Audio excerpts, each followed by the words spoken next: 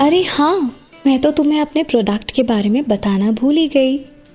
अब जब हम दोनों इस पर एक साथ काम कर रहे हैं तो तुम्हें भी तो इसके बारे में जानना चाहिए ना।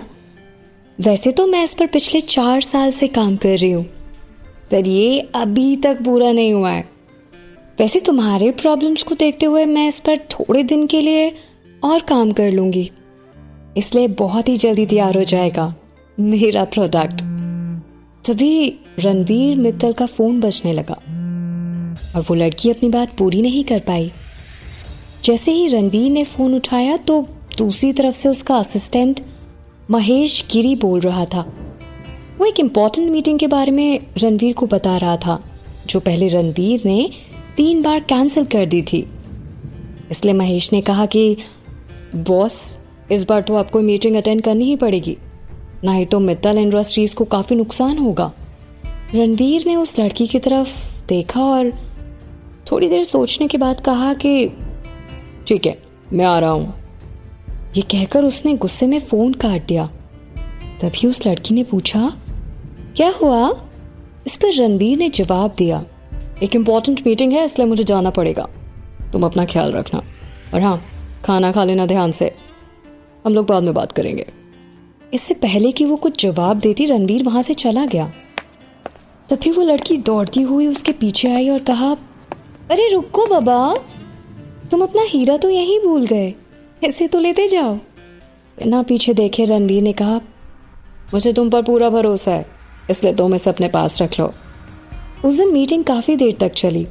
जब तक रणवीर मीटिंग से बाहर आया तब तक रात के 2 बज चुके थे।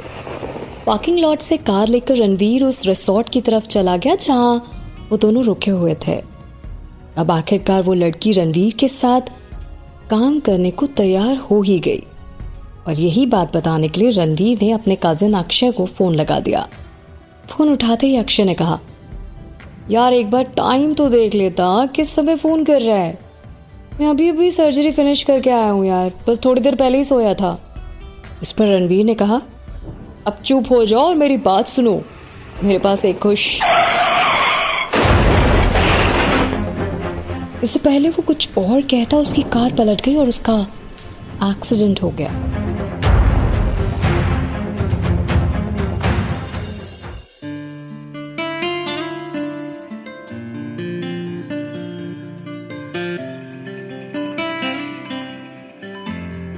एक्सीडेंट के 3 महीने बाद टेबल पर रखा कांच का फूलदान नीचे गिरकर टूट गया और पूरा कमरा कांच की खनखनाहट की आवाज से गूंज उठा। तभी रणवीर ने कहा, ये तुम क्या कर रहे हो? वो लड़की अचानक कहाँ चली गई? तुमने ठीक से जाकर रिसोर्ट चेक किया था ना? वो मेरे साथ ऐसा कभी नहीं कर सकती, उसने तो मुझसे वादा किया था। महेश ने कांपते हुए लहजे में कहा, सर असल में वो उसी रात को वहां से चली गई थी। और रणवीर ने तुरंत पूछा कि और क्या? महेश ने डरते डरते जवाब दिया, और आपका खानदानी हीरा भी गायब है सर। रणवीर 3 महीने तक कोमा में था। आंख खुलते ही सबसे पहले उस लड़की का चेहरा उसके सामने आया था। तभी अचानक उसने अपने कजिन अक्षय से कहा, किसी को बोलो जाकर कि एक बार रिसोर्ट में चेक कर ले। अक्षय ने उसके कंधे पर अपना हाथ रखते हुए कहा, तुम इसके बारे में चिंता मत करो, वो जहां भी होगी ठीक ही होगी। इस पर रणवीर ने गुस्से में कहा, अब तो 3 महीने से ज्यादा हो गए हैं। मैंने उससे वादा किया था कि मैं उसकी मदद जरूर करूंगा, पर उस रात के बाद मैं कभी उसके पास लौट के ही नहीं गया। उसने तो यही सोचा होगा ना कि मैं उसके साथ धोखा कर रहा हूं, या मैंने उसे झूठा वादा किया। अब सब कुछ बर्बाद हो गया है, मैं उसे खोना नहीं चाहता। प्लीज तुम जहां भी हो वापस आ जाओ, प्लीज वापस आ जाओ। रणबीर की ये बातें सुनकर अक्षय को थोड़ा अजीब लगा और उसने कहा कि ये तुम्हें क्या हो गया है? कहीं ऐसा तो नहीं कि हीरे के साथ साथ तुमने उसे अपना दिल भी दे दिया है? असल में रणबीर के असिस्टेंट ने उसे ये सब जानकारी फोन पर दी थी और अब उसके सामने खड़ा था। तभी महेश ने कहा, सर मैंने सब जगह चेक कर लिया है, यहाँ तक कि रिसोर्ट के मैनेजर ने भी यही कहा कि किसी ने भी उसको उस रात के बाद नहीं देखा। रणबीर ने तुरंत पूछा, तुमने बाकी जगह पर चेक किया? बताओ, क्या तुमने बाकी जगह पर चेक किया? महेश ने जवाब दिया, हाँ सर, मैं जहां भी चेक कर सकता था मैंने वहां पर चेक किया। यहां तक कि मेरे साथ एक प्राइवेट इन्वेस्टिगेटर भी था, पर वो कहीं भी नहीं मिली सर। और आपका खानदानी हीरा भी गायब था। तो मुझे लगा कि शायद वही हीरा लेकर। इससे पहले कि महेश कुछ कहता, रणवीर ने उसे बीच में ही टोक दिया, बस चुप हो जाओ, इससे आगे ना कुछ मत बोलना।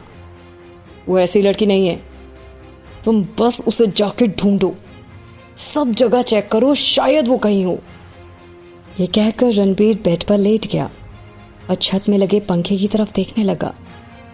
वो मन ही मन कहने लगा कि तुम जहां कहीं भी हो प्लीज अपना ख्याल रखना, मैं तुम्हारे पास बहुत जल्द आ रहा हूं।